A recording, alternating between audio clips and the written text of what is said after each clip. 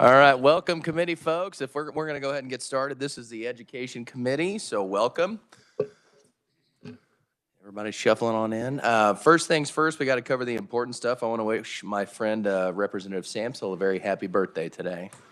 So, thank you, Mr. Chair. Happy birthday. Thank you, sir. That being said, I assume everybody has gotten a chance to see the minutes that we need to go ahead and approve. And with that, is there any discussion on the minutes? I know that was a hot topic. With that, I'll take a motion to approve the minutes. Thank you, Mr. Chair. I move to approve the minutes of January 18th, 20th, 25th, and 26th, as well as February 1st, 8th, 9th, 15th, and 16th. Thank you, sir. Do I have a second? Thank you. All those in favor? Those opposed? All right, motion passes. Minutes are accepted. Today, committee, we are going to have a presentation from the Kansas Independent College and Universities. With that, we'll just jump right in. I will hand the meeting over to Matt Lindsay. Welcome, Matt.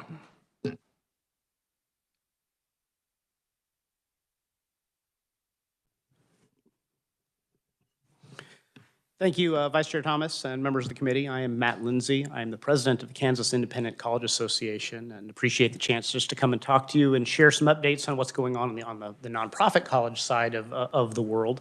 I think we were going to try to do this earlier in the session and then weather intervened, so glad to get the second chance to come talk to you.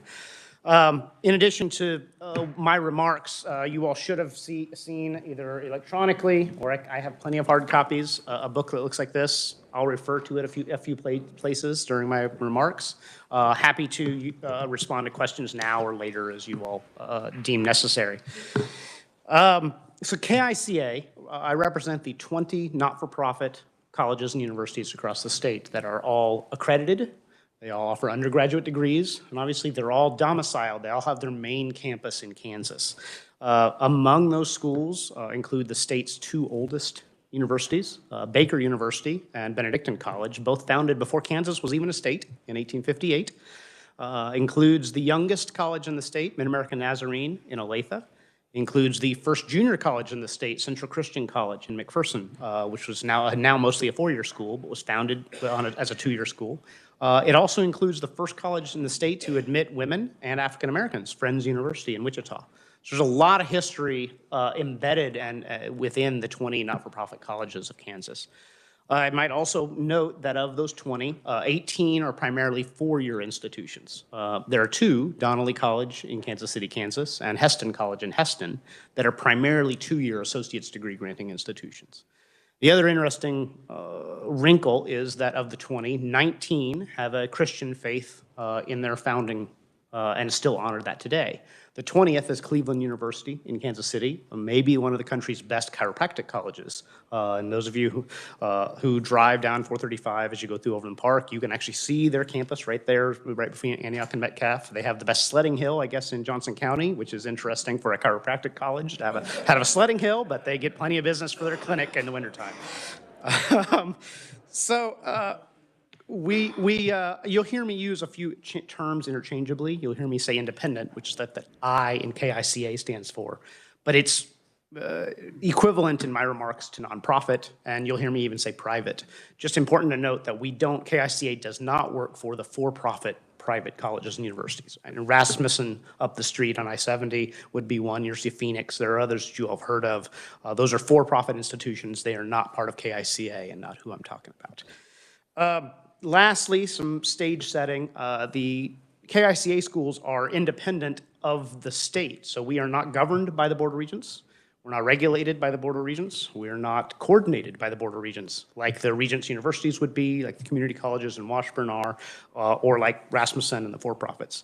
We are grandfathered in. We existed before there was a Board of Regents, and so we operate fully independent of the Board of Regents. We do cooperate with them, however. That is by design. We are all trying to serve Kansans, trying to educate more Kansans and make sure that we have a thriving community and thriving economy, and so we try to work hand in hand and cooperate as best we can. So let me skip for a moment forward and talk about how many students actually go to KICA schools. We have about 24,300 students as of this last fall. That means we enroll about 12% of the college students in the state of Kansas. That is, our enrollment is actually up since the pandemic started. So in the last 2 years, our enrollment has grown. And in fact, I want to talk a little bit even more about the fact that our main campus, the primary place where we do all of our undergraduate work, that main physical campus is up 16% since the pandemic started. So you've heard plenty of national stories about higher ed enrollments declining, those sorts of things. Private colleges in Kansas are actually doing better than they were before the pandemic started. Now, it's been hard, it's been expensive, it's been difficult, but we are thriving because we lived our mission. Of that out-of-state, or of that enrollment growth, it's primarily been driven by out-of-state students. So our out-of-state student enrollment is up quite a bit. A lot of Californians, actually, if you are a college student from Texas attending college in Kansas, half of them go to a KICA school. We are pulling in a lot of out-of-state students. And why does that matter? It matters because our schools are particularly good at keeping those students in Kansas after they graduate. Of our out-of-state students, and we have about 40 to 45% on a given year, about a third, a little more than a third, stay in Kansas after they finish their degree. You probably can't go to places like Sterling and Heston and Hillsborough and Lindsborg and not meet plenty of people who came from somewhere else to go to one of those colleges and then decided when they finished, let's stay here. They've met a spouse, they found a community, they found a church, they found their first job here in Kansas and said, I love it here, and they never left. That's a thing that KICA schools do particularly well. It's in our mission. Now, why did our enrollment grow? I have hypotheses, I don't have facts yet. We think there's probably something to the fact that we stayed in person throughout the pandemic. We think there's something to the fact that we played sports on a regular schedule throughout the pandemic. And there's probably something to the fact that we are small. At least at the beginning of the pandemic, it looked like being in smaller communities, in rural communities, was a safer place to be during this. And so when you're making college decisions about where to go with your family, that seemed like a good place to go. It also, because we're small, we could look after each other. It's hard to not do what you're supposed to do when the president of the college walking across campus knows your name and says, I'll call your mother if you don't do what you're supposed to do. And you believe it. So it's, we didn't have to do mandates. We didn't have to because we're small and we could live our mission and hold each other accountable in some ways that worked. We didn't get it perfect. I don't think anybody in higher ed did, but we did pretty well with this. Some other things I'd like to make sure I point out in relation to our enrollment. Because we're small and we are teaching institutions, we're not research universities. So our focus tends to be on making sure we have faculty who are there to teach students, especially undergrads. We have a student to faculty ratio of about 13 to 1. There are very few large lecture classes across KICA. 97% of our courses are taught by a faculty member, not by a graduate assistant. So it is much easier, and I'll get to this in a minute, to get all the classes you need to graduate in 4 years because those classes are being taught because the faculty are there to teach. And here's a couple of important pieces. We're not the schools of the wealthy alone. More than a quarter of our students are the first in their family to go to college.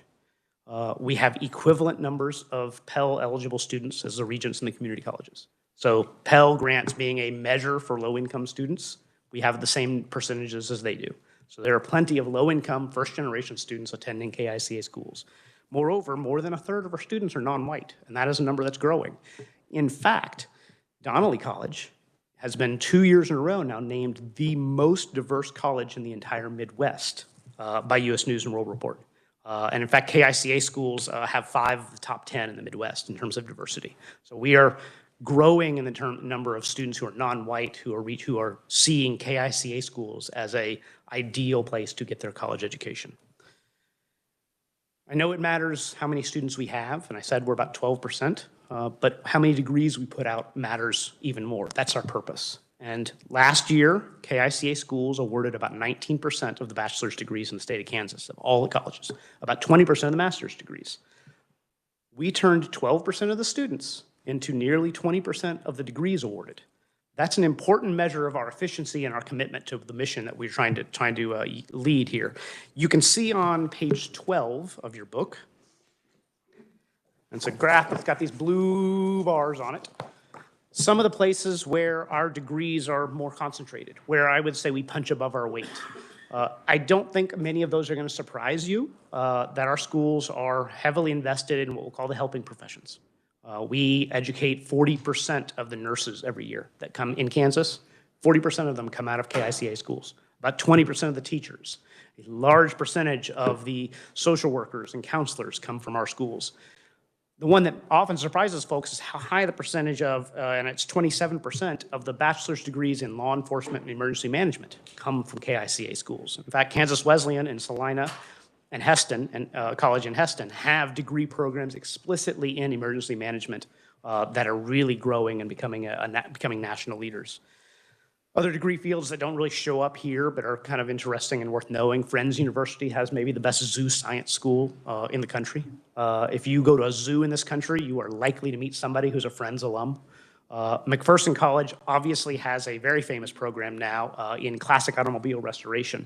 And that is a 4-year liberal arts degree in restoring these works of art. Those students have to take art history, business, public speaking.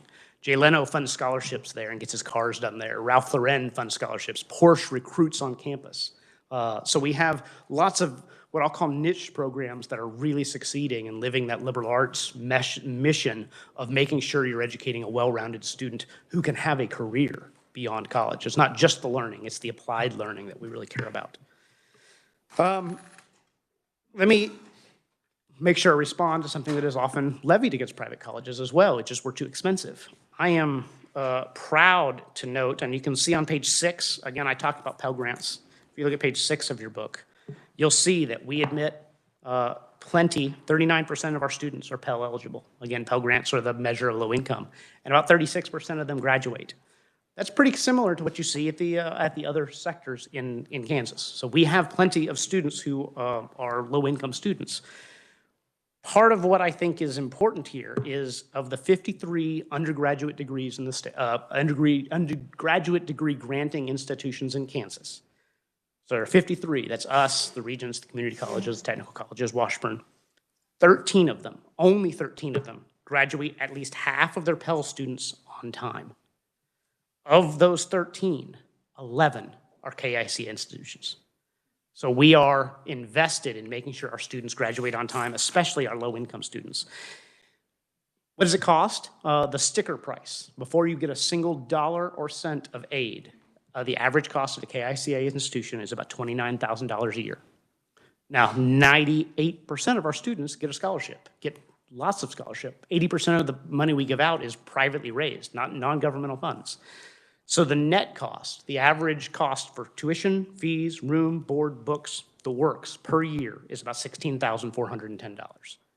Now that's not cheap, but I don't think you're going to say that that's a runaway college cost in this country. And in fact, KICA schools are now 14 years running to have tuition that is at least 20% below the national average. KICA schools, private colleges in Kansas, do a really good job of remaining affordable in the market today. The last piece of that is, doing this 1 year at a time is not really the best way to look at a college cost.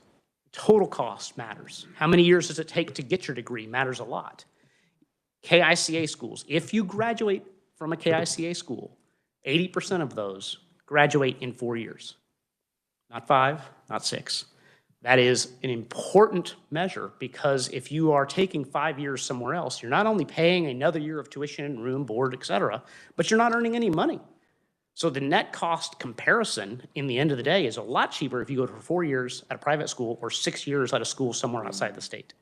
We're really invested in keeping our school affordable. And lastly, let's talk about debt. Average debt for KICA students is about $23,000. That may sound like a lot. I checked the price this morning. If you go down to Topeka Boulevard and buy a brand new 22 Chevy Malibu at the base model, that's going to cost you about $26,000. One of these two things depreciates the moment you drive it off the lot. The other one pays you back across your lifetime. And I don't think anybody's screaming in the paper about runaway car debt these days. Yes, we want student debt to be lower. Yes, we need to manage that and maintain it.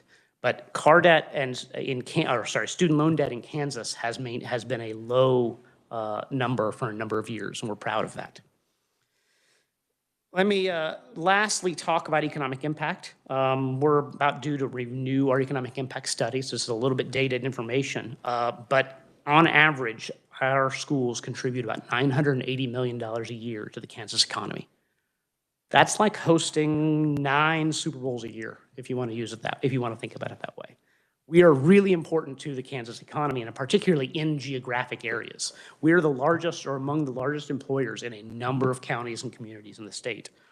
We employ about 5,000 people, all in state. About half of those are instructional faculty, and we're essential in 23 towns and cities across 17 counties. Without us, those economies suffer. Again, I go back to those lists of places: Sterling, Haviland, Hillsborough. Those places have a private college, and that is integral to that community's being able to thrive. I'll return once more then to that out-of-state student piece. The other part is we're brain gain drivers. We are bringing people to Kansas, educating them, and keeping them here when they're done. That helps Kansas grow, and we're proud of that role. I'll close with a couple of thank yous. Last year, you all passed a bill that was very important to us. House Bill 2070 dealt with a little wrinkle of legislative arcana. In Kansas, it used to be that if you paid your tuition with a credit card bill at a private college, we had to eat the fee that American Express or Visa charged us. Public universities didn't. All the states in our area, private colleges were allowed to pass that fee on. You all passed 2070 last year. We can now pass that on to students who choose to pay their tuition bill with a credit card. That is saving us, on average, about $150,000 per institution now. That is money we are plugging back in to scholarships, to keeping college affordable, to investing in our community. So thank you for helping us with that. Last year, you also passed the Promise Act, which created the Promise Scholarships and included KICA schools as eligible. This is the sort of light version of free community college, helping make community college free in certain fields. And you all recognize that KICA schools have some associate's degrees and technical certificates in those same fields, and said, KICA, you can participate. That program in its first year is doing pretty well. Obviously, that's not our bread and butter, but we're glad to contribute and think you all did a good job with that, so thank you. In my remarks that you will have, you've got some data on the Spark and federal student aid money we got through COVID. We're grateful for that, and of course grateful for anything you all are doing to make sure you remember that we are proud to be part of the ecosystem of higher ed and of education in the state. We want to contribute. So as you all think of education policy, as you think of workforce and economic development policy, all we ask is you always remember that there's more in the state than our great Regent universities, that KICA schools can help too. So if you'll remember us and reach out to us if we can be helpful, we'd appreciate it. As I close, happy to answer questions, and again, appreciate the time. Thank you, Matt. We appreciate your time as well. Questions? I've got Representative Schmidt. Thank you, Mr. Vice Chair. Thank you, is it Matt? Yeah, Matt, for that report. I'm looking at your graph here on the share of bachelor's degrees awarded, and it shows about 20% of the education degrees on page 12.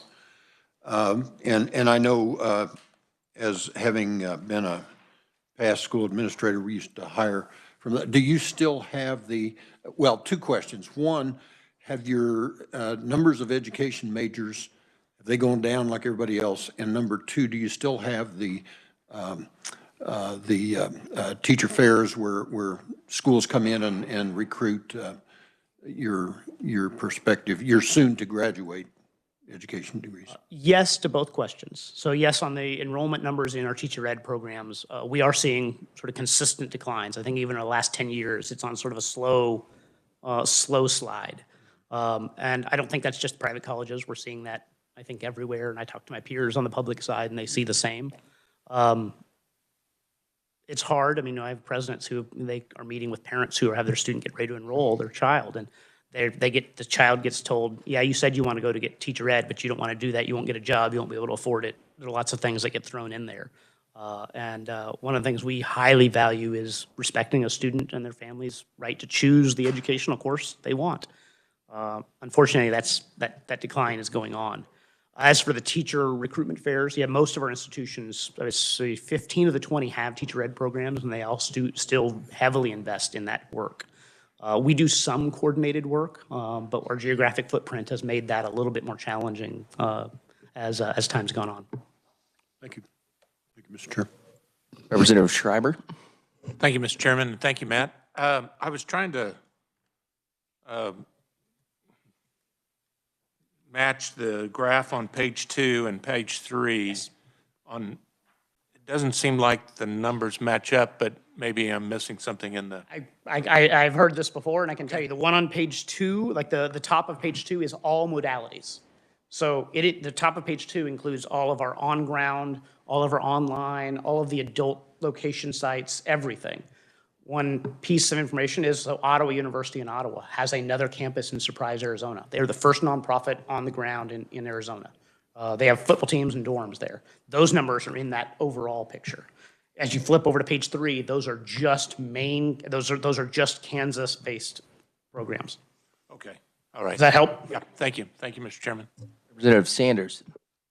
Thank you, Mr. Vice Chair. Thank you, Matt. This is the second time I've had a chance to hear you speak, and you're always very informative. So remind me again of what percentage of your graduates stay in Kansas? I don't know the total percentage of our graduates stay in Kansas. I'd have to go back and look. Our out-of-state students, about a third of them stay in Kansas. So if somebody comes into the state, then there's a 33% chance that they're going to stay. So how does that compare with students who come to the Regent universities from out of state? I don't have that. I don't have that information. Thank you. Any further questions? All right. Thank you, Matt. Appreciate it. Thank you very much. Next, we have another presentation. This one's obviously a little bit near and dear to my heart because I love music and I studied music. I'm sure there's others in the committee. I'm going to ask Kelly Nedler. Did I get it right? Yeah, absolutely. We're going to have Gabe Phillips, our Vice President, start. Absolutely. Absolutely. Oh, there we go. Okay, hello. Thank you for having us today. I'm Gabe Phillips. I'm the Vice President of Kansas Music Educators Association. And Kansas Music Educators serves approximately 2,000 music educators in Kansas and their music students. And we work under the National Association for Music Education. And Kmea is the 10th largest in active members in the states under NAFME, and our collegiate chapter is the 6th largest, so we're pretty proud of that. Our mission is to support our educators by fostering leadership and providing professional development and promoting the advocacy of music learning in schools and communities. And we've worked as a member of the Elementary Secondary Education Act Advisory Council, working with the KSDE in developing the Kansas Consolidated State Plan for ESSA.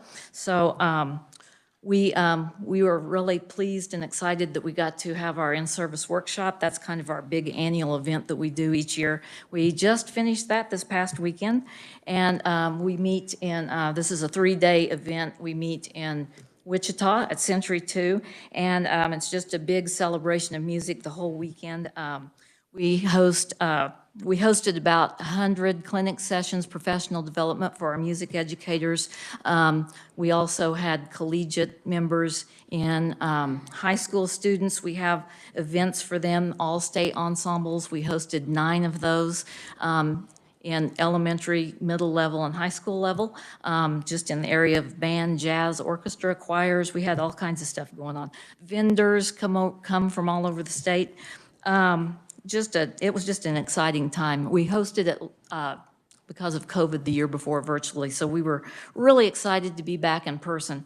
And just a great time. We do a little data gathering there. With ACT scores. The national ACT is 20.9 this year, and we did just a little data gathering. Our ISW students averaged out at 28 on their ACT scores, so that was pretty exciting. And we had some keynote speakers in. Miss Taylor Clark, Miss Kansas, was one of our keynote speakers, and her platform is music education, so she's with us today.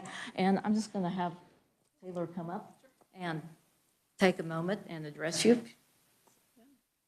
Good afternoon, everybody. Thanks for having me today and all of us from Kmea. My name is Taylor, and I am originally from St. John, Kansas, a little spot in between Great Bend and Pratt, little 1A school.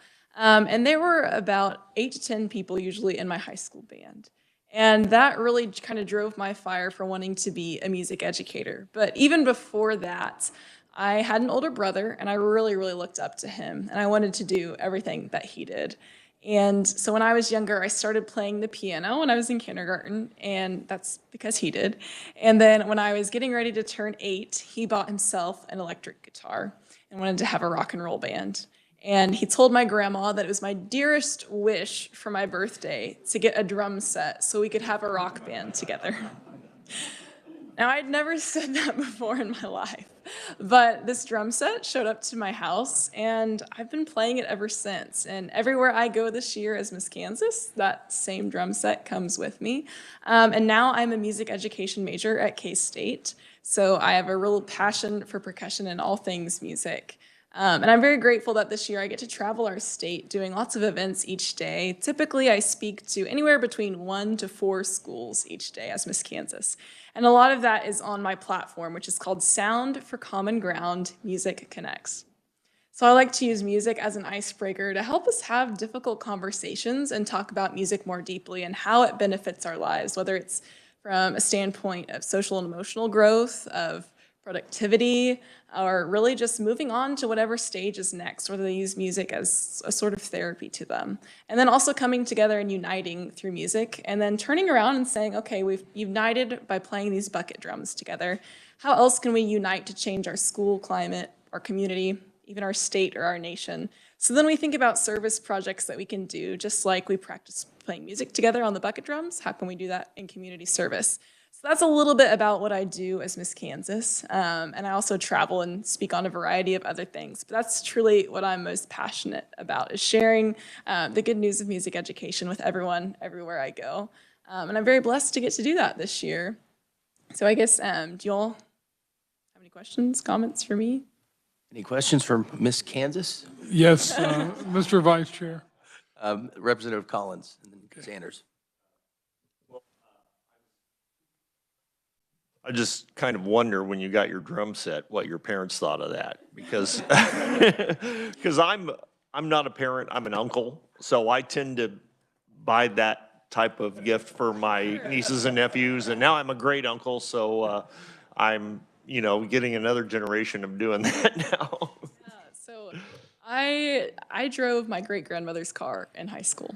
And instead of, buying a new car, I decided to buy a new drum set. So I have 2 now. And my parents love the fact that I play, but they throw me in the basement and shut the door.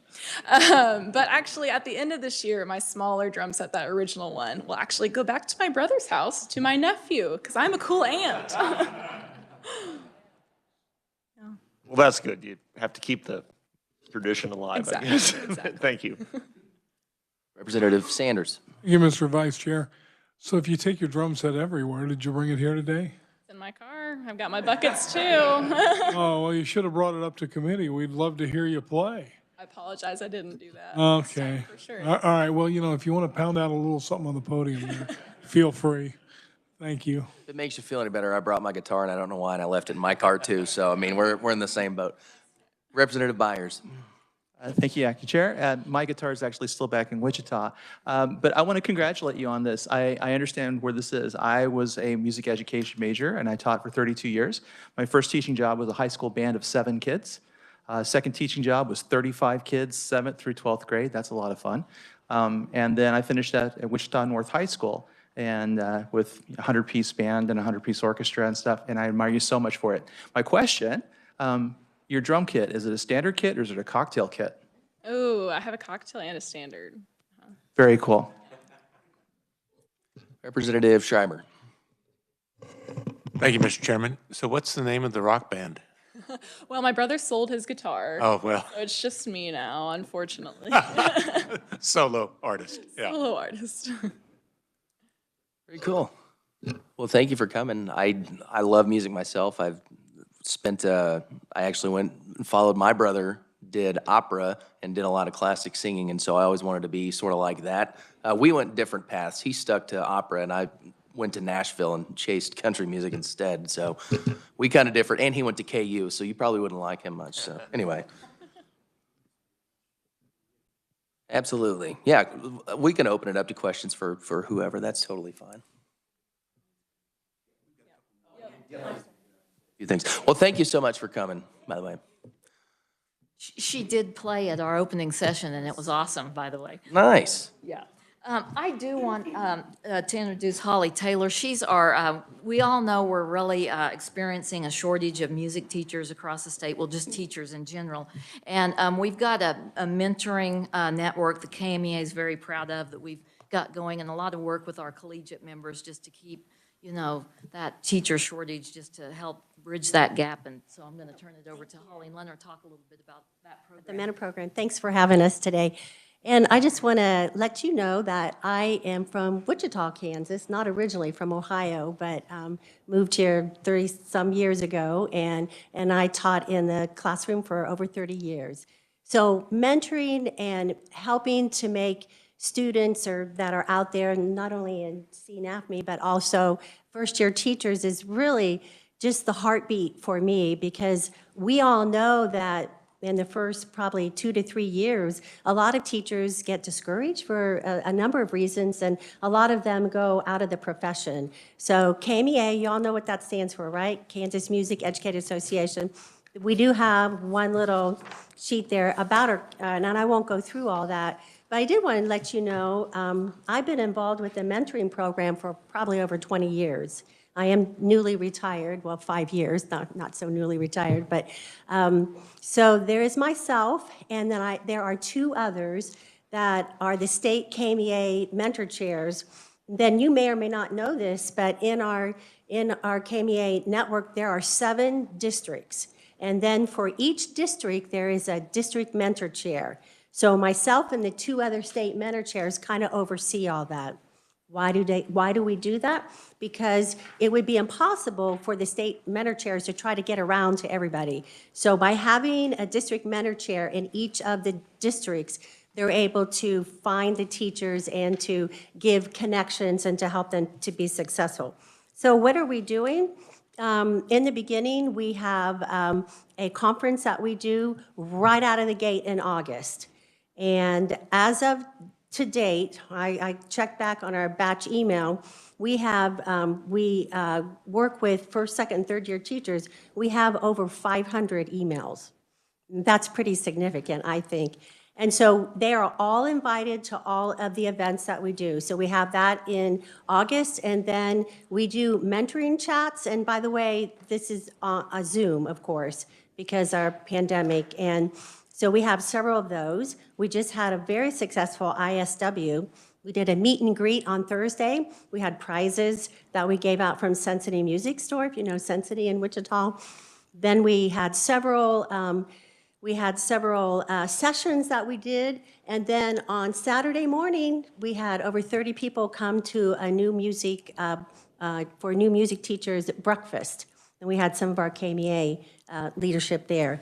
So again, we're working really hard to make those connections. Another thing that we do is we have we do what's called a mentoring minute, and that goes out to the batch email. So there's over 500 people getting that, and that just gives every month just something that is important that a new teacher might need, or to let them know something is coming up. So that, in a nutshell, is about the our mentor program. I also wanted to let you know, I don't know how many people made it to the breakfast this morning. Anybody get down there? That was Tri-M students. Did you know that? From Marysville, Kansas. And so Tri-M, just want to tell you a little bit about that.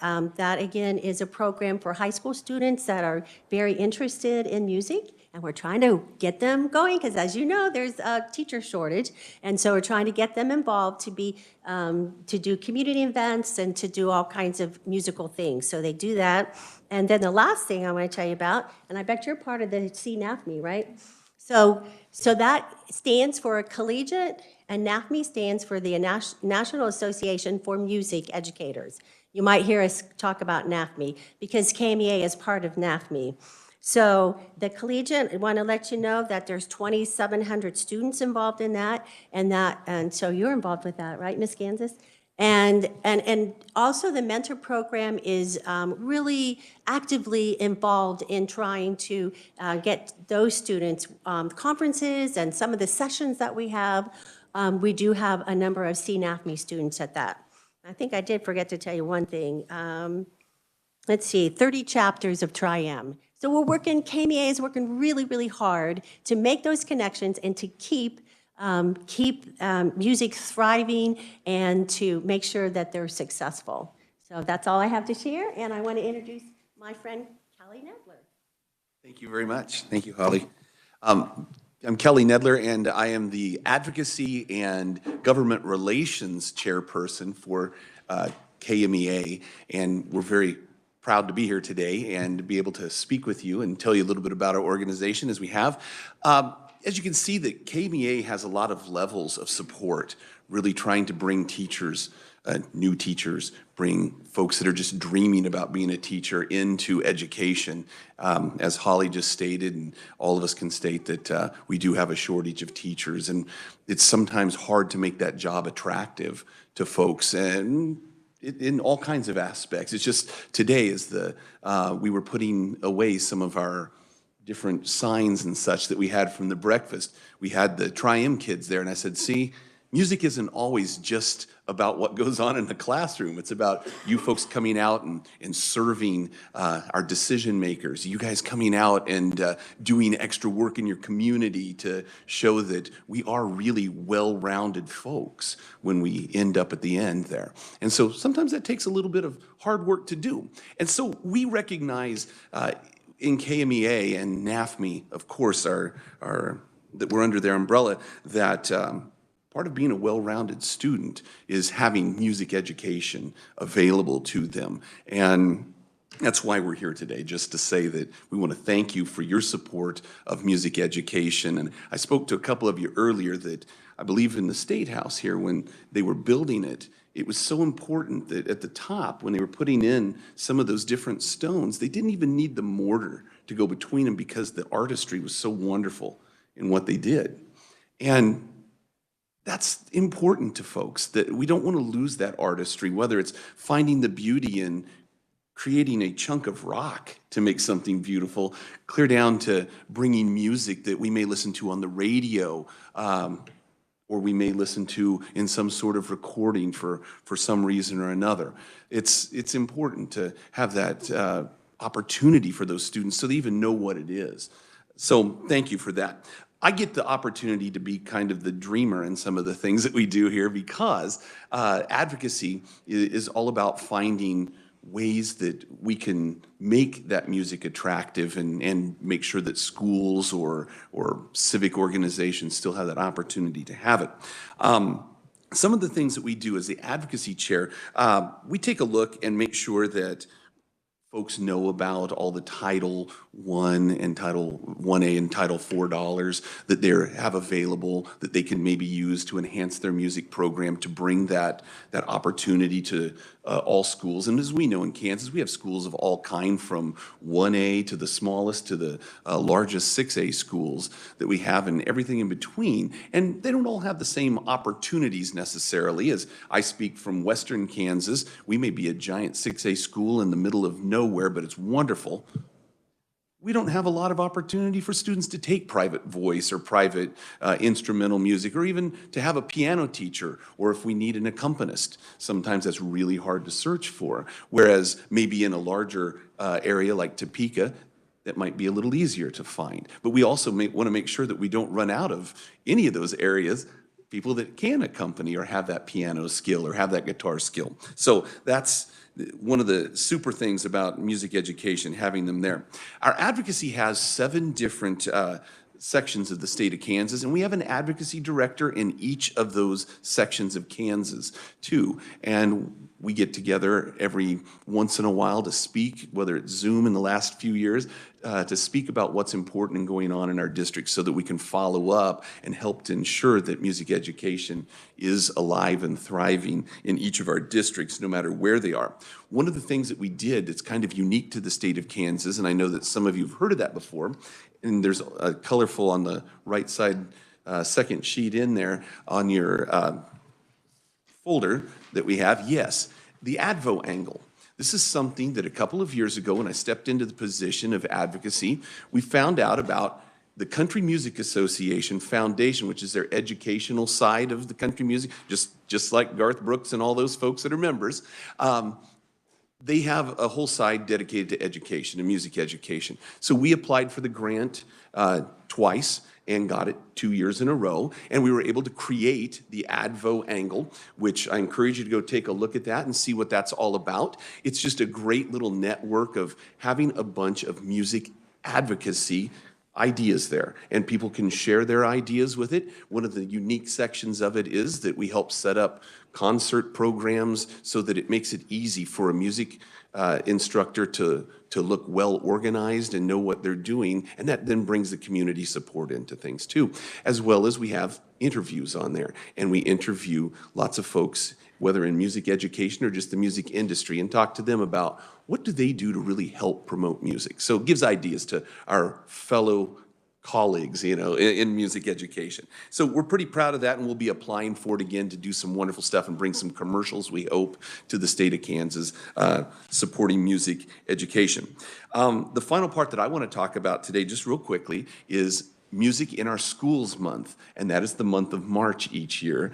And each year, we talk to our Kansas governor, and it's been Laura Kelly, of course, for the last few years, and have him or her sign a proclamation saying that music education is a part of that well-rounded education that our students get. And each year we've been very successful in having that, and we always present it at our in-service workshops. So we just want to say thank you for all that you do for education overall, but also your support of music education too. I'm going to turn it over to finish up very quickly with Gay Phillips again. Thank you. Thank you, Kelly. One other thing I might add that we have been working on with our strategic plan for the past 2 years is just we've been just a push for to help just an outreach to our 1A, 2A music directors, because many times those are our first-year teachers, and so we've just been trying to do things to outreach to them to get them to stay, because many times they're in rural areas where they're kind of out there alone, so to speak, and so we've been doing just things that we can do to outreach to them, and we actually added a 1, 2A honor band this past year, so I think we had 80 students in that, because many times, like Taylor said, those schools maybe only have 8 or 9 kids in their performing groups, you know, and it was pretty neat that they got to come and be a part and perform on the Century 2 concert hall stage, and that it was a great sounding ensemble as well. So that's just some things that we're trying to do as well to just kind of help out and help with that teacher shortage. Just once again, we are just thrilled to be here today just to share a little bit about what we're doing, and we just ask for your continued support of music in Kansas, just that we can keep those strong music programs, just that every child has access to a quality music education, grades K through 12, and including weekly general music classes. And most important, I think that music's just important to more during these times than ever, just to promote social and emotional needs of students. So that's all we have, and once again, just thank you for having us. So if you have any questions. I think we do have a few questions. Let's start with Representative Byers. Mm-hmm. Thank you again. My question is really simple. Because we brought up ESSA a second ago, the Every Student Succeeds Act. Can you explain to the committee what are all the areas that are now considered core as far as ESSA goes within education circles?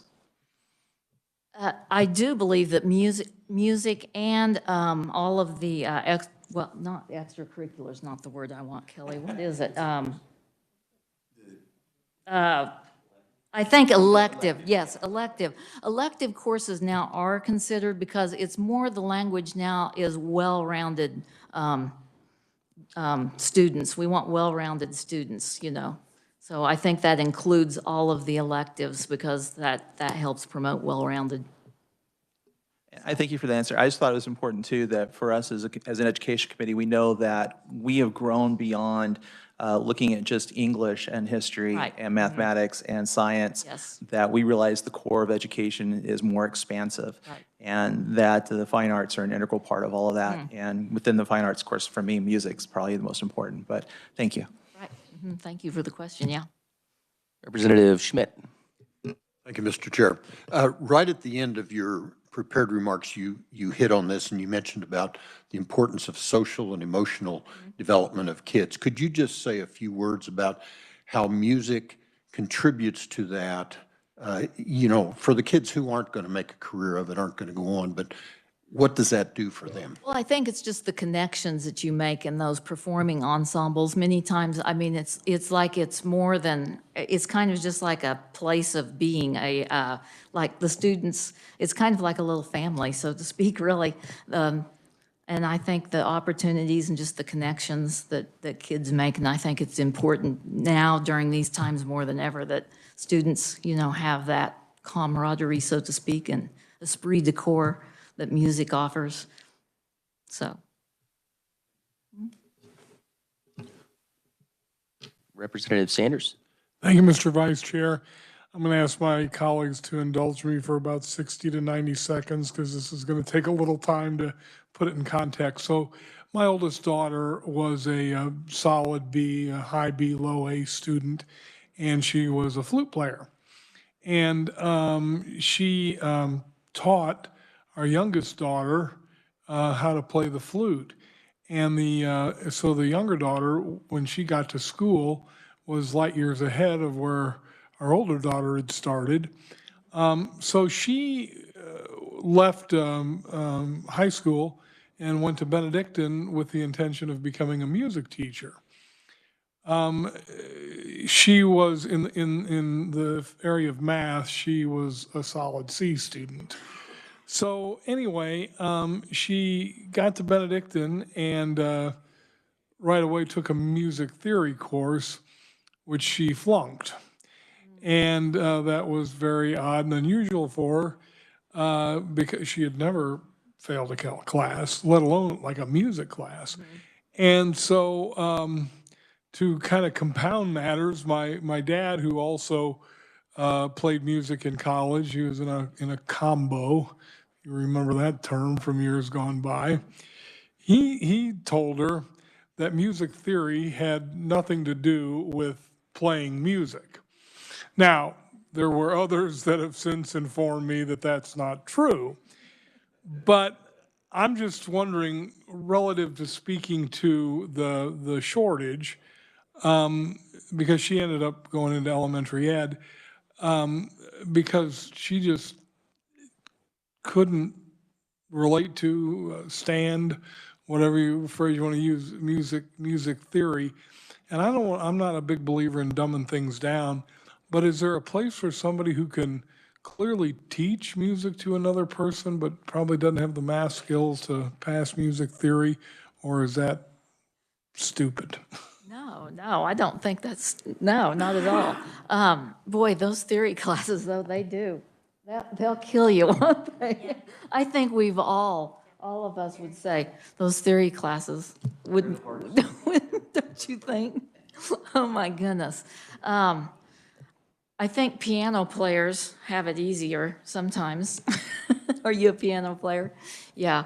I know some of the larger schools I do know have some theory classes. I think some of the smaller schools, though, that's once again one of those things. She went to a smaller school. Yeah. And this was her first exposure to this. And, I know. and she thought, oh, music theory, Right. I'll fly through this. Not so much. Right. Yeah, I think that the larger school districts offer theory classes and so forth. I think it's another one of those things where small districts, they're so thin with not having as many teachers on staff and so forth. But go ahead, Kelly. I was just going to say,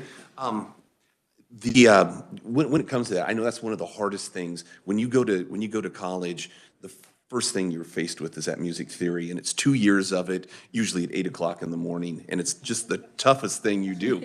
And it does weed a lot of people out. I mean, it makes a lot of people wonder, why did I go into music with it? I think the important thing is that what it does is it teaches us all of those intervals. It teaches us how everything fits together. And some of that theory can go back, clear back to, Greek times, and how they've felt everything fits together. The important thing is that we teach sight reading in all of our disciplines, that we make sure that our students have that sight reading, because that's the beginning of it. There's a lot of great people. The folks in Nashville, tons of them play by ear. They play by the Nashville numbers, which is music theory in a way. And that would be a bit to explain it, so we'll just go by that right now at the moment. But it's okay, I got you, we can.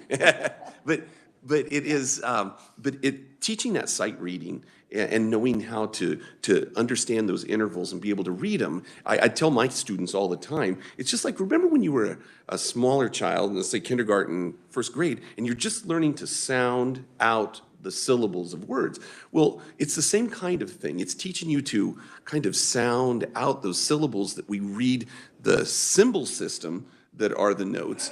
And then in some cases, have words to them too later on. And so you have to do that. And by the time you're learning to read words after a few years, you're starting to read clusters of those notes and understanding them. Now, there's a lot that goes with that, like what key is it in? If it's in the key of A flat, or it's the key of C, or the key of F, why do we have all these keys? Well, again, the piano does a great visual of that allows us to see everything right in front of us. No other instrument really does that. And especially when it comes to the voice, it's easy to pick things up by ear, but we're always considered the ding-dongs of the whole group of music folks, because a lot of our students just listen and learn it by rote. They don't learn it by actually reading the notes. And so that's why I say it's very important to know that. And I think had she had that really solid theory underneath, again, any music education, if you can sit down and play a guitar and do that, I'm amazed at the folks that can just pick something up. I have students that just go write their own songs, and I just think,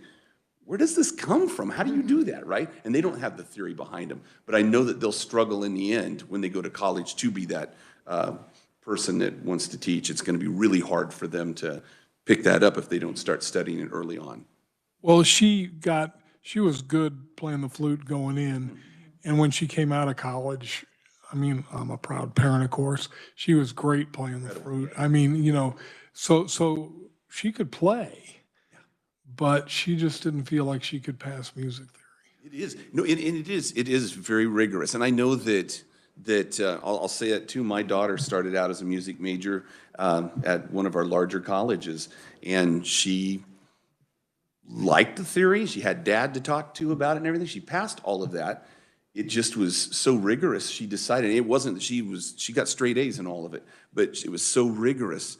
She said, I don't know, this is what I want to do. Because it does take a lot to be a music teacher. And I guess that's why we come to you today saying, we've got to get these kids understanding that there's a lot to it. And in the end, the payoff ultimately, my question would be, is there a path? Is there a level that would obviously not be at near the same level that somebody who had music theory and had passed it, but if there was somebody who could teach music and they could prove a proficiency in that there would be a way for them to teach? I don't know of any either, no.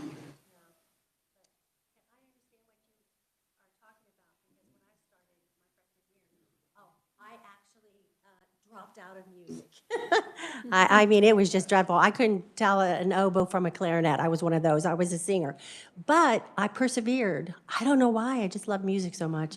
So I went back in it my second year, and I soared through. I guess I was determined that I was going to get it. But it takes that. I didn't do a lot of theory in high school. I just didn't. I just knew I liked to sing. Well, that doesn't take you very far. You have to have some other skills besides that. But I understand what you're saying. And I wish I would have had something because that gentleman was talking, I spent more time in college because that first year. But I do have compassion for you. I understand. Yeah, absolutely. Every kid needs a kazoo, in my opinion. Representative Stogsdale. Thank you, Mr. Chair. I taught for 7 years in an elementary school in Shawnee Mission, And we had both strings teachers for those kids and band teachers. And by the way, one of the most admired people I've ever been in contact with was the man who taught 6 sections a day, 5 days a week of elementary strings. There is a special place in heaven for that man right now, believe me. And I'm just curious, do they still have the money and the teachers to offer those kinds of programs at the elementary level? It depends on the school district. Yeah. Yeah. Yeah, it really depends on the district if they do.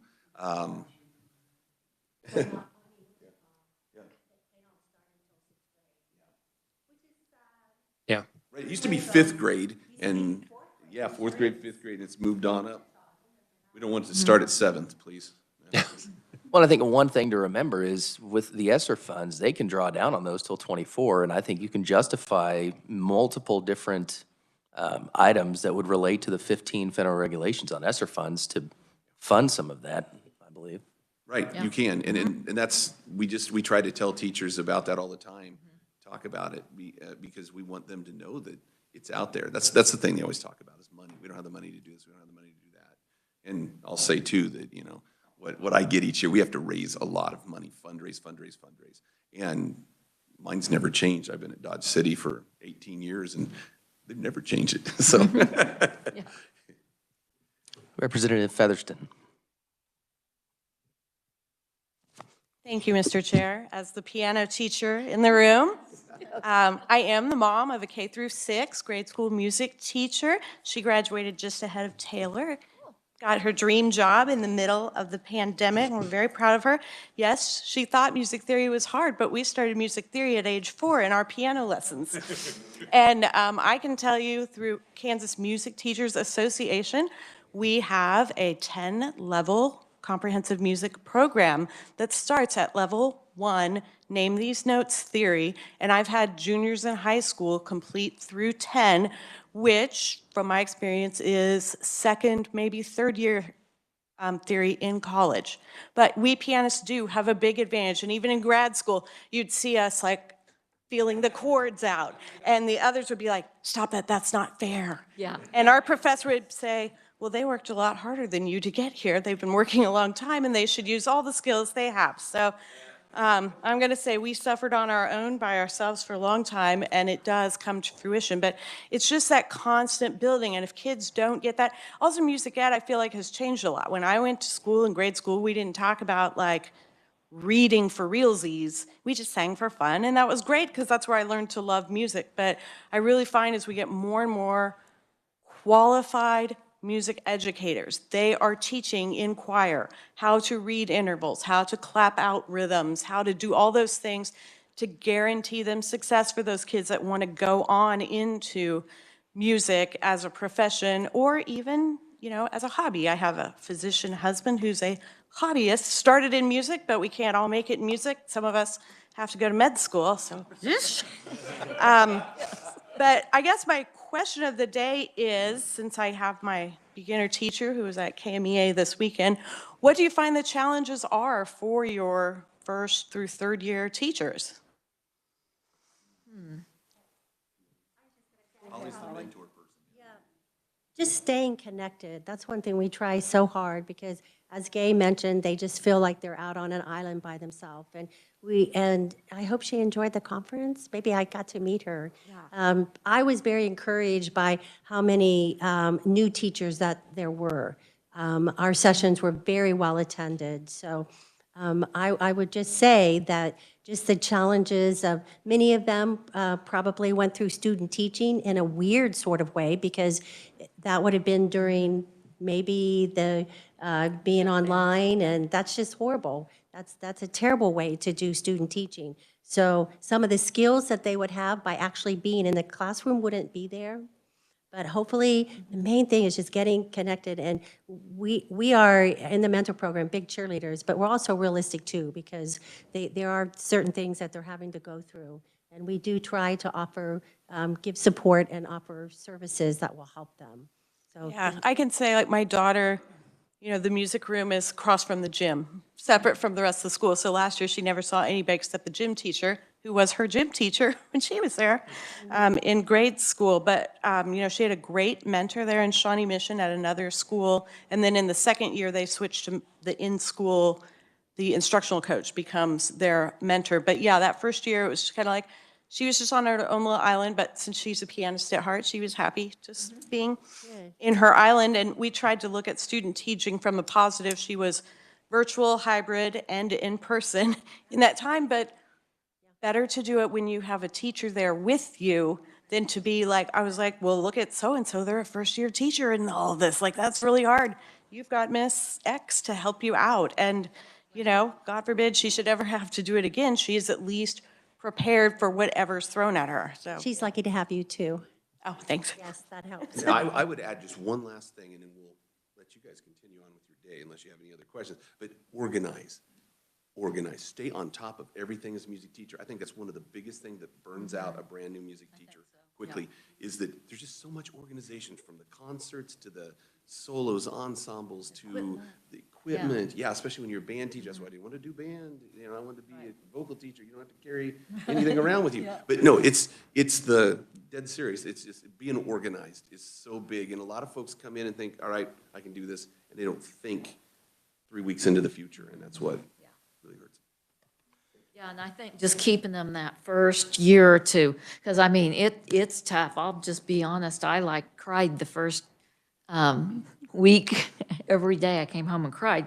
And I was like, I'm just going to fulfill my contract this year and get out. But I didn't. It kept getting better and better. And we tell the new students coming in that. And 30 years later, here I am. So, yeah, it's not easy. But if they stick with it, I think it's a really rewarding profession. So. Representative, you said your husband was a hobbyist, not a lobbyist, right? That is correct, a Okay, just hobbyist. point of My clarification. uncle is a lobbyist, but he is a hobbyist. I have a question. So when is there going to be a Kmea alumni concert for all the kids and students That would be awesome, wouldn't it? that were in the Kmea honors choir, state or district choir, to get together and just do one big giant? Yes, that would be so cool. Yeah, Sign me up. yeah. No, thank you. I'd be happy to help with that. Are there, any more questions? Once again, thank you. We really appreciate our time here with you today. Thank you. Well, thank you all for coming. That was amazing. So, all right. Well, good luck. Good luck with contest season. All right. Committee, I believe, unless there's something else we have, that's all we had for today. With that, we are adjourned. We meeting tomorrow?